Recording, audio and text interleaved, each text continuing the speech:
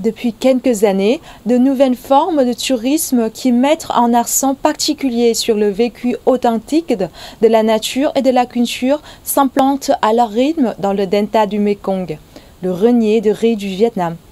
Les offres se sont multipliées autour du thème de l'agriculture, mais cette dynamique est loin d'atteindre sa maturité. Nourri par les 9 bras du Mekong, le delta du Mekong est venu de loin. De ses marchés flottants, de ses airs folkloriques, de ses rizières à perte de vue et de ses vergers luxuriants ayant donné naissance à des marques de fruits de renommée internationale. Ici plus qu'ailleurs, le bonheur est dans le jardin.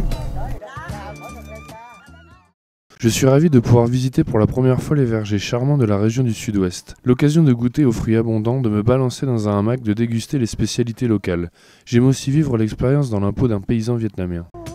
Aujourd'hui, l'agrotourisme fait partie de l'offre touristique du delta du Mekong. Pour de nombreux paysans, cette activité est une source de revenus complémentaires non négligeable.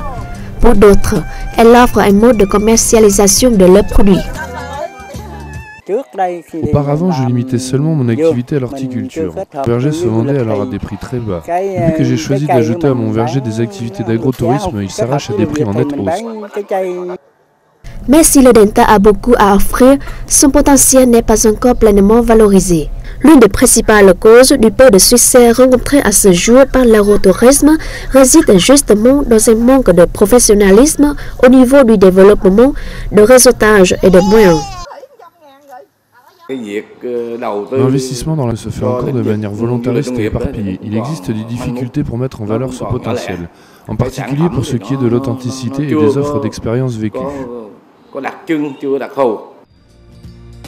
Pour promouvoir l'agrotourisme, les localités et les paysans du delta du Mekong devraient se focaliser sur les forces de la nature, du paysage et de la culture pour créer des offres authentiques et naturelles, renforcer leur collaboration pour toucher davantage de clients potentiels et assurer la qualité des offres.